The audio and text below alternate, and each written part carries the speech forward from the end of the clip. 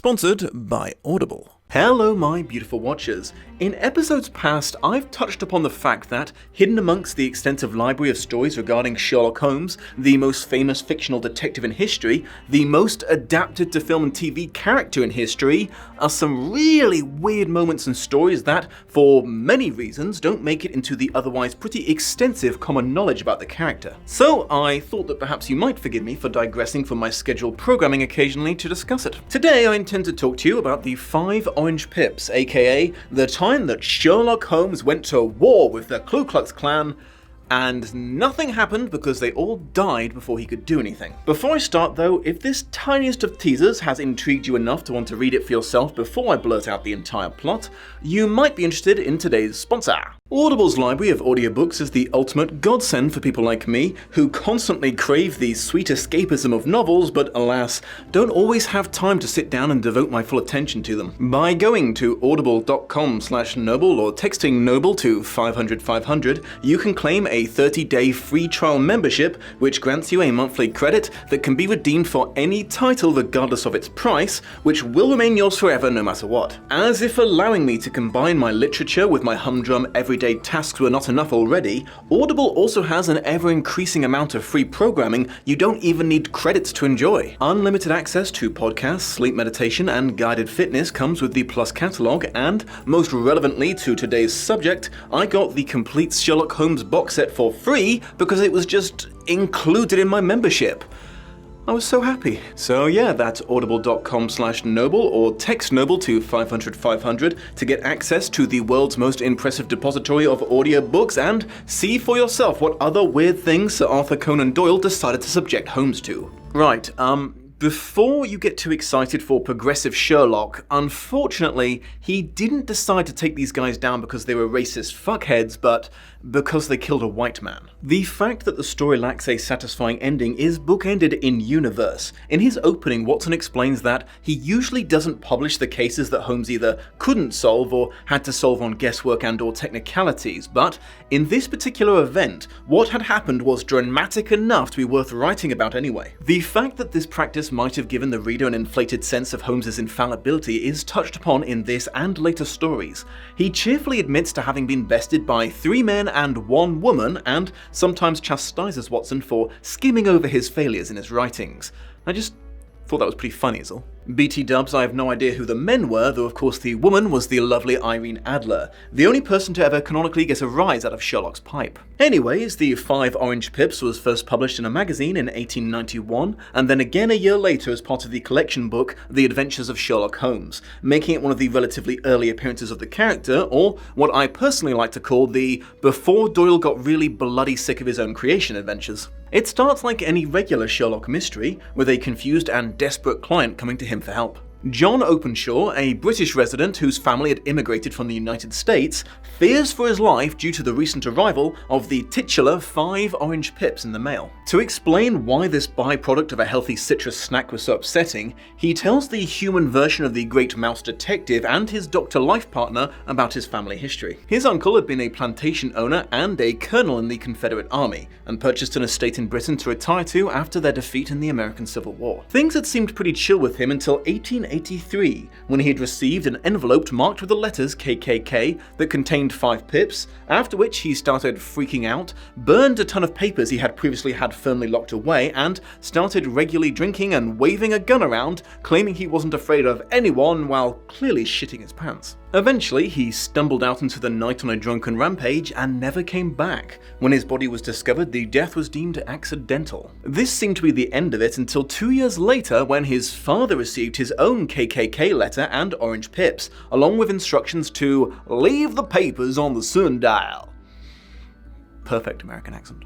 Despite the fate of his late brother, John's father declined to take this event seriously, and was also found dead a few days later, supposedly due to another terrible accident. Hence Mr. Openshaw's current state of great distress at having joined the Pips in the Mail from the KKK Club. He has but one additional clue to give Holmes, a single page of a diary that wasn't burned by his late uncle, which appears to be a list of names marked with notes regarding whether they were cleared or sent pips. Keep in mind that the Ku Klux Klan and their abbreviation were not common knowledge in the UK at the time, the organisation being between their ignoble dissolving in the mid-90s 19th century and their disgusting return in the 20th, so the first test of Holmes' deductive skills was connecting the initials to the terrorist organization. Holmes then deduces that the colonel had been a former member of the Klan and had kept some incriminating documents of theirs when he had a spat and parted ways with them. The racist fuckheads had eventually come to the UK to make sure this info didn't get out and were being pretty murder-happy in their methods. The orange pips were this particular chapter's mark of death,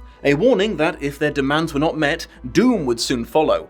And as they didn't know the colonel had already burned the documents in a moment of panic, they were now making demands of his descendants that just couldn't be met. Amusingly, a factor in Holmes guessing the colonel had needed to flee America was the absurdity of leaving sunny, amazing Florida to live a lonely life in the shitty weather of England. Holmes advises Openshaw to, for now, do what they ask and leave this surviving page on his sundial so he will be out of immediate danger. Then he would set his mind to figuring out how to capture his uncle and father's killers after that. Alas, the next morning Watson reads in the paper that they were just too late. Openshaw was ambushed and murdered on his way home that very same night. Now, usually Holmes enjoys the game being afoot, but losing his client makes this one personal, and he is pissed. He's like, "Oh, you fucked up. Oh, you fucked up good, you little white hood-wearing shits. I'm going to fucking wreck you so bad. Your own dear mothers don't recognize you. I'm going to send you to jail. I'm going to send you directly to jail. Do not pass go. Do not collect 200 fucking shillings. Sherlock Holmes has a new case, and it is to make you cry like the little bitch babies you are." Now on the warpath, it takes Holmes less than a day to figure out who the culprits are. Using the postmarks on the orange pip envelopes that show that they were sent from seaports and the timing of the letter's arrival versus the murders a few weeks later, he figures out that the Klan must be sailing around in their own old-fashioned sail-powered ship, but sending their warnings on ahead using the more modern steam-powered mailboats. He then gets a list of all such ships that were in London ports during the murder and immediately sees that there's one called the Lone Star and remembers that that's the nickname of some state or other. Watson tries to confirm that it's Texas, but Holmes doesn't actually give a shit about silly American details like that, which is very funny. With a crew manifest, he now has the names of the killers. They've already set sail back to America, but even that doesn't faze him. Holmes starts his revenge by throwing the Klan on the defensive by sending a message to the American government falsely claiming that the 3 men he had identified were wanted for murder, then posts his own orange pips to their home addresses with a signed letter included so they would know exactly who is gunning for them. He seems so determined this quest might actually take him out of the comfortable familiarity of Great Britain to the distant and bizarre New World. And then a few weeks later they get word that the Lone Star sank in a storm right in the middle of the Atlantic Ocean, and all the murderous Klansmen had drowned. The end. No, really, that's the end. Watson just explains this and doesn't even bother describing Holmes' reaction to the news or how he dealt with his revenge blue balls. My initial thought was, whoa, did Holmes break his cardinal rule of not descending to the level of the criminals he catches and sabotage their ship because he couldn't prove they were the killers? But yeah, the timing just doesn't work for that. They were at sea before he even knew there'd been another murder. And they had no cause to suspect anyone was onto them, so there's absolutely no reason for them to have faked their own deaths. The shipwreck had to have been a genuine act of God. I mean, I guess I'm glad the racist fuckheads died. It just might have been fun to see them bamboozled and brought to justice by a superior cunning mind, you know?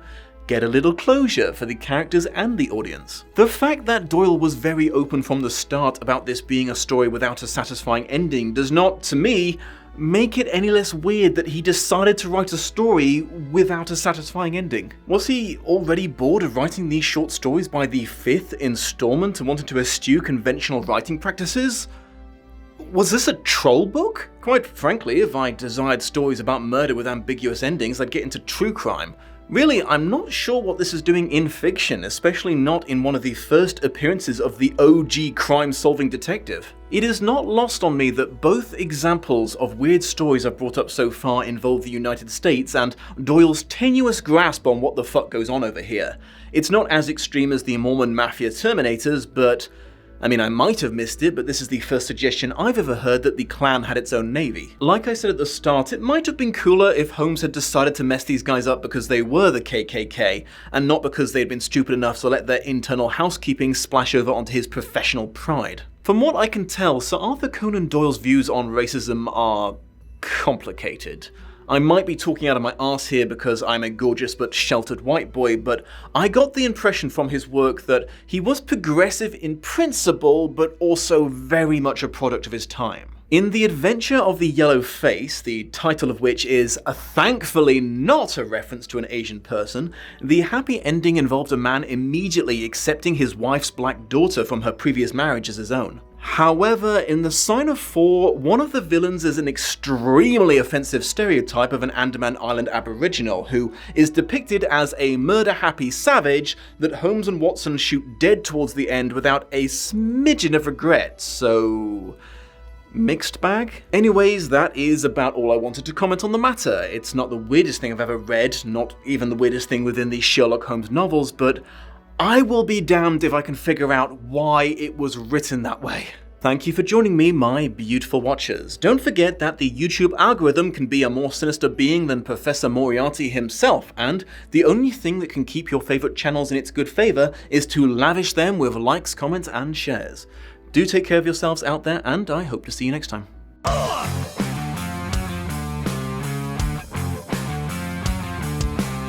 Some of those who send oranges are the same that burn crosses. Some of those who send oranges are the same that burn crosses. Some of those who send oranges are the same that burn crosses. Some of those who send oranges are the same that burn crosses. Ugh.